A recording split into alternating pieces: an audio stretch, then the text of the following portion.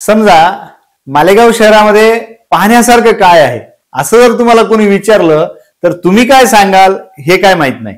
पण मला जर कोणी विचारलं तर मी सांगेल की मालेगावमध्ये पाहण्यासारखं खूप काही आहे. पण सर्वोत्तम पाहायचं असेल आणि उत्तम कलाकृती पाहायची असेल तर मालेगाव शहरामध्ये असलेला छत्रपती शिवाजी महाराजांचा अश्वारूढ पुतळा नक्की पाहावा असं मी सांगेन. हवेत झेपावलेला छत्रपती शिवाजी महाराजांचा घोडा आणि शिवाजी महाराजांनी उंचावलेली ती तलवार बघितली की आपल्याला एक वेगळीच एनर्जी प्राप्त होते. हजार असतील जाती, हजार असतील धर्म, सर्वांना एकत्र आणणारा एकमेव मंत्र म्हणजे राजा शिवछत्रपती, राजा शिवछत्रपती असं या प्रेरणादायी शिल्पाकडे पाहून आपल्याला म्हणावंसं वाटतं. किस्से कहानिया मालेगाव या सत्रामध्ये मी शिवश्री अनिल पाटील पुन्हा एकदा आपलं स्वागत करतो. आज शिवजयंतीच्या निमित्ताने आपण मालेगावमध्ये असलेल्या छत्रपती शिवाजी महाराजांच्या अश्वारूढ पुतळ्याच्या स्थापनेची गोष्ट समजून घेणार आहोत. म्हणजे साधारणतः शिवाजी पुतळ्याच्या निर्मितीचा जो कार्यकाल असेल ना तो 82-83 दरम्यानचा, म्हणजे 83 दरम्यानचा होता. आणि त्यावेळी मालेगाव नगरपालिकेचे, म्हणजे महानगरपालिका नव्हती, नगरपालिका होती. आणि त्यावेळी हाजी शब्बीर अहमद शेख गुलाम रसूल म्हणून ते नगराध्यक्ष होते. आणि बहुतेक मुख्य अधिकारी मोरे असं का, म्हणजे बहुतेक माझ्या लक्षात असं मोरे साहेब होते असं वाटतं मला. हा, आणि प्रांत मुंजे साहेब होते मालेगावला. मग त्यावेळी शिवाजी पुतळा हा मालेगावला असायला पाहिजे बा, एक मोठी म्हणजे स्वराज्याचं एक काहीतरी प्रतीक म्हणून आपल्याला इथे शिवाजी पुतळा स्थापन करायचा आहे असं त्यावेळी मालेगावातल्या सगळ्या लोकांची एक ती धारणा होती. आणि मग त्यावेळी वडील ध्रुववाग म्हणून तालुका प्रमुख आणि शिवसेना शहर प्रमुख अशी दोघं जबाबदार त्यांच्याकडे होत्या. आणि त्यावेळी हिंदुत्ववादी नेता म्हणून नाना पुंतांबेकर साहेबांचं नाव चांगलं होतं. आणि त्यावेळी मग सगळ्यांनी बसून ठरवलं की आपल्याला मालेगावात पुतळा उभा राहायचा बुवा. मग त्यावेळी एक शिवसेना म्हणून आपले माझे वडील आणि एक सकल हिंदू युवा संघटना म्हणून नानासाहेब पुंतांबेकरांची एक संघटना ते चालवायची. तर ती परत भीमादादा गवळी यांचं पतित पावन संघटना होती. अशा सगळ्या हिंदू ज्या म्हणजे संघटनांनी सगळ्यांनी एकत्र मिळून एक जन आंदोलन केलं. आणि त्या जन आंदोलनाला नेतृत्व मग कोणाचं, मग त्यावेळी वडिलांचं नाव पुढे केलं. वडील म्हणे ध्रुवा म्हणून वडिलांचं नाव त्या म्हणजे आंदोलनाचं नेतृत्व केलं. आणि मग ठराव झाला तिथे. आणि त्यावेळी मोर्चा खूप न भूतो ना भविष्य असा मोर्चा निघाला होता मालेगावात, शिवपुतळा मालेगावात बसवावा. आणि त्यावेळी एक सगळ्यात मोठं अभिमानाची गोष्ट अशी की मालेगाव आता मागचा तर भाग जाऊ द्या, पण आता जो आपल्या मालेगावची जी लोक एक ओळख बाहेर सांगतात ना, तुम्हाला मालेगाव इतना जातीवादी आहे, तुम हिंदू ये मुसलमान आहे, अशा एक वेगळं चित्र लोकांनी मालेगावचं समोर केलेलं आहे. पण जर मागचा इतिहास जर पाहिला ना तर आपल्याला वाटत की मालेगावची ही काही पार्श्वभूमी असेल. कारण नगराध्यक्ष शब्बीर अहमद जातीने मुसलमान आणि शिवपुतळा बसवायचा आहे, म्हणजे एक कुठेतरी एक सलोखा जो तयार, हा एक मोठा संदेश गेलेला होता. एक दिवशी दुपारी मी शाळेतून आलो, त्यावेळेस मी लहान होतो. आणि दुपारच्या वेळेला पंचशील हॉटेलमध्ये त्या ठिकाणी माझ्या वडिलांना भेटायला आणि अनेक लोक एका टेबलावरती बसलेले होते. तिथे एक दाढीवाले उंचशी असं इन केलेला एक चांगला माणूस पण होता. आणि तिथं महाराजांचे फोटो पडलेले होते आणि पुतळ्यावरती राहणारे. मग मी आल्यानंतर मग मला असं वाटतं की साधारण ते संग्राम चौधरी असतील, त्यांनी सांगितलं की याला विचारावं. लहान मुलगा म्हणून मला बोलवलं.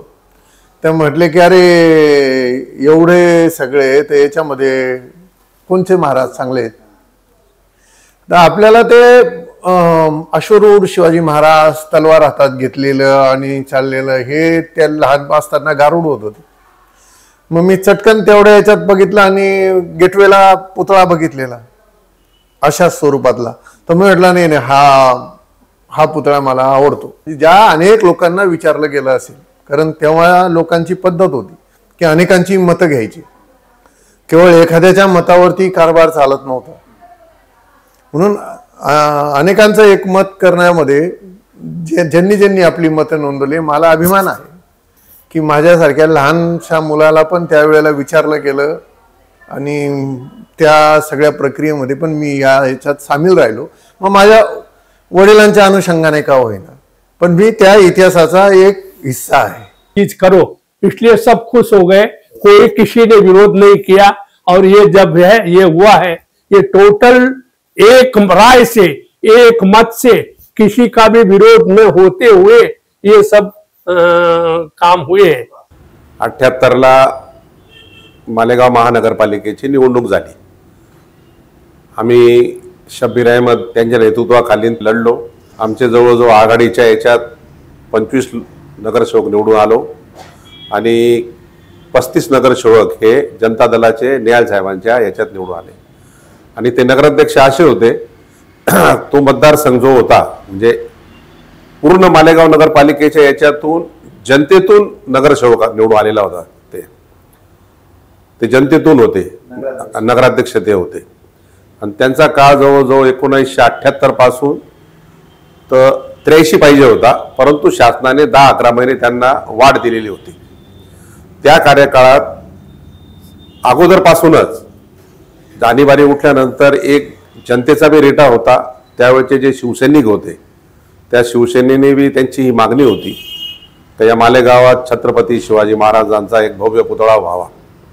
ही वर्षानुवर्षापूर्वीच मागणी होती, परंतु त्यावेळेस तो जनतेचा कौल, जनतेची मागणी, त्यावेळेचा शिवसेनेचं जास्त रेटा त्याच्या ह्याच्यात होता. त्याच्यात ध्रुव नारायण वाघ वगैरे असे अनेक शिवसैनिक त्यावेळेस होते. त्यांनी ही वेगवेगळी आंदोलनं केली. त्या आंदोलनाच्या याच्यात त्यावेळेचे नगराध्यक्ष जे होते जनतेतून निवडून आलेले शब्बीर अहमद, गुलाम रसूल यांनीही त्याच्यात लक्ष घातलं का हे आपल्याला करायचं आहे. त्यानंतर त्यांनी तो विषय आणला, महासभेत ठेवला. महासभेत ठेवल्यानंतर तो एकमताने मंजूर झाला.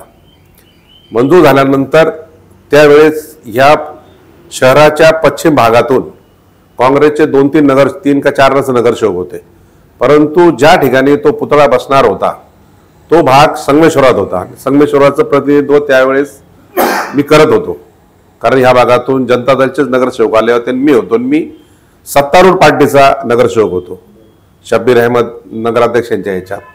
त्यामुळे त्यांनी आम्हाला खास करून सांगितलं की तुम्ही या गोष्टीत लक्ष द्या, आणि आम्ही त्याप्रमाणे लक्ष दिलं. त्या 2 पुतळ्यांचा त्यावेळेस प्रस्ताव झाला, एक छत्रपती शिवाजी महाराज आणि एक महात्मा ज्योतिबा फुले. तर छत्रपती शिवाजी महाराजांच्या पुतळ्याच्या याच्यात जे अनेक लोकांनी सहकार्य केलं, त्यातल्या त्यात आम्ही जे तरुण जे होतो त्यांचा जास्त छत्रपती शिवाजी महाराजांच्या याच्यात आम्ही भाग घेतला. त्याप्रमाणे मंजुरी झाली. मंजुरी झाल्यानंतर मग निविदा निघाली आणि अंधेरीचे, मुंबईचे जे शिल्पकार होते त्या शिल्पकारांना ती काम भेटले. त्यावेळेस फक्त 2.25 लाखात हा पुतळा झाला. हे झाल्यानंतर हा पुतळा बसवायचा कुठं याच्यात सर्व मतांतर असताना तो चौक ज्यावेळी जे शिवतीर्थ आहे ते शिवतीर्थ फार छोटं होतं त्यावेळेस. म्हणजे रस्ते त्या शिवतीर्थाच्या जिथं आज पुतळा महाराजांचा पुतळा बसलेला आहे तिथवर 15 पोळच्या जागेचा भिंत येत होती.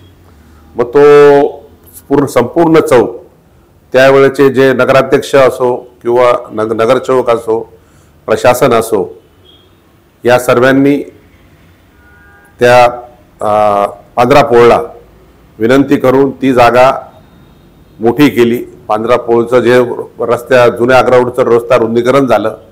रस्ता रुंदीकरण झाल्यानंतर हा जो छत्रपती शिवाजी महाराजांचा पुतळा आहे हा त्या 15 पोळच्या साईडला बसवायचा होता.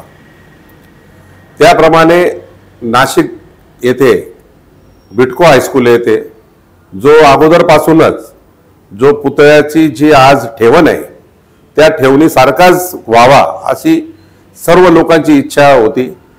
त्या तिथून आम्ही फोटो काढून आणले. त्याप्रमाणे शिरगावकर स्वतः त्या ठिकाणी आले. त्यांनी वेगवेगळ्या अँगलनी ते फोटो काढले. त्यावेळेस हे मोठे 36 किंवा 36 पर्यंत होते, पण 12 फोटोचा कॅमेरा आम्ही त्या ठिकाणी घेऊन गेलो.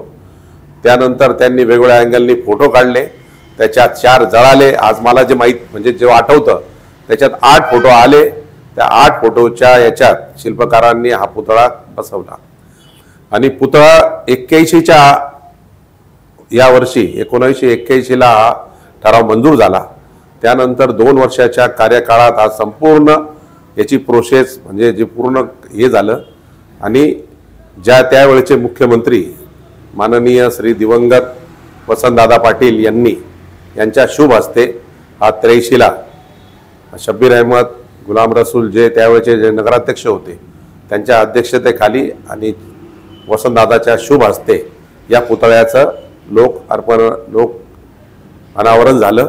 आता तो ज्या शिवसेना पुतळा जो बसवला त्या ठिकाणी पुरा एरिया मुस्लिमच होता आणि त्या बाजूला त्यांनी तो बसवण्याचा, कारण ती जागा प्रमुख आहे बुवा, त्या ठिकाणी आपण बसवू म्हणून त्यांनी मी निधी देतो, तुम्ही काही काळजी करू नका, तुम्हाला वाटत असेल ना तुम्ही जाऊन या आणि एखादी तुम्हाला जिथे वाटेल ज्या म्हणजे शिल्पकाराकडनं तुम्हाला पुतळा तयार करा असेल त्याच्याकडे तयार करून घ्या, आम्हाला फक्त इथे कोटेशन पाठवा, आम्ही ते मंजूर करू.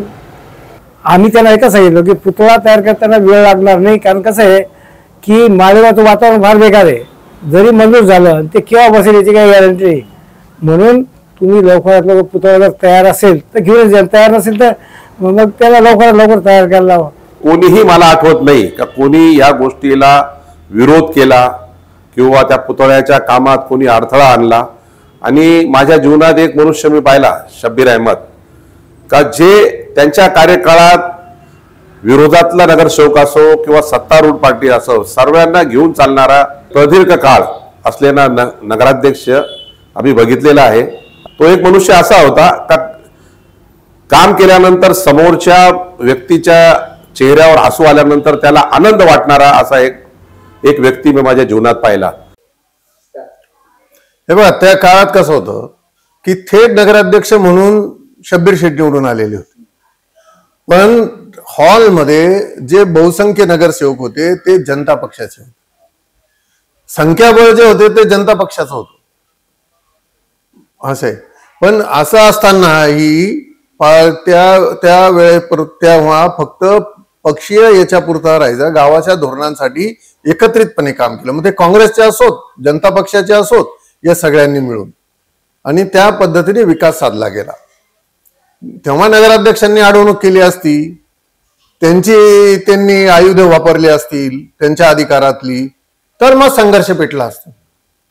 पण असा तो आपल्याला फारसा झाला नाही आणि जनतेने मागणी केली, लोकांची त्यावेळेला जी काही मागणी केली त्यानंतर त्याचा मान राखला गेला आणि इथे पुतळ्याची निर्मिती झाली. अशा पद्धतीने तेव्हा गावाचं राजकारण चालत होतं. केवळ हा अमुक आहे, या धर्माचा आहे, या पक्षाचा आहे, या विचारधारेचा आहे म्हणून त्यांची कामच करायची नाहीत, त्यांना निधीच द्यायचा नाही, त्यांना वागणूक योग्य प्रकारे द्यायची नाही, हे असला काही प्रकार वगैरे तेव्हा सगळ्या नव्हता. तेव्हा प्रत्येकाच्या मताचा आदर केला जायचा आणि त्याचं मत हे जर शहराच्या विकासाचं असेल तर त्याचा आवर्जून दखल घेतली जायची. अंधेरी येथील जयप्रकाश शिरगावकर यांच्या हातून साकार झालेल्या या किमान 3 टन वजन असलेल्या आणि 12 फूट उंची असलेल्या छत्रपती शिवाजी महाराजांच्या अश्वारूढ पुतळ्याच्या निमित्तानं गेली 41 वर्ष मालेगावकर अभिमानाने ही गोष्ट मिरवत आहेत. जुन्या मालेगावातील राजकीय व्यक्ती आणि इथं काम करणारे प्रशासकीय कंत्राटदार यांच्या विचारांची उंची आणि दूरदृष्टीचं धोरण सुद्धा या शिल्पाच्या उभारणीच्या निमित्तानं मालेगावकरांना अनुभवता येते. शिवजयंतीच्या निमित्ताने मालेगावचा अभिमान असलेल्या छत्रपती शिवाजी महाराजांच्या अश्वारूढ पुतळ्याची माहिती आपल्याला कशी वाटली हे व्हिडिओमध्ये कमेंट करून नक्की सांगा.